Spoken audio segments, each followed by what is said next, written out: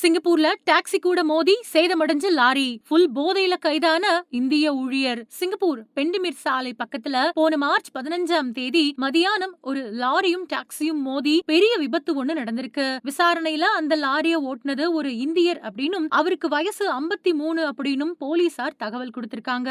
இந்த விபத்துல லாரியோட முன்பக்கம் பயங்கரமா சேதமடைஞ்சிருந்தாலும் நல்ல வேளையா யாருக்கும் எந்த காயமும் ஏற்படல. விபத்து பத்தி தகவல் கிடைச்சதும் உடனே அங்க போன போலீஸ் அந்த லாரி ஓட்டுநரை செக் பண்ணப்போதான் அந்த டிரைவர் நல்லா குடிச்சிட்டு வண்டி ஓட்டுனது தெரிய வந்திருக்கு. ஒரு கட்டுமான நிறுவன ஊழியரான அந்த இந்தியரை சிங்கப்பூர் போலீஸ் அரெஸ்ட் பண்ணி விசாரணை நடத்திக்கிட்டு வராங்க. நம்ம நாட்டை பொறுத்தவரை சிங்கப்பூர்ல குடிச்சிட்டு வண்டி ஓட்டுனா 2000 இருந்து $10,000 வரை ஃபைன் போடுவாங்க. இல்லனா 1 வருஷம் ஜெயில் தண்டனை கிடைக்க வாய்ப்பு இருக்கு. சிங்கப்பூரை பொறுத்தவரை கடந்த 10 ஆண்டுகள்ல இல்லாத அளவுக்கு சாலை விபத்துகளும் அதனால ஏற்படக்கூடிய மரணங்களும் அதிகரிச்சதால சிங்கப்பூர் போலீஸ் சாலை விதிமீறல்களை ரொம்பவுமே கடுமையா கையாண்டு வராங்க.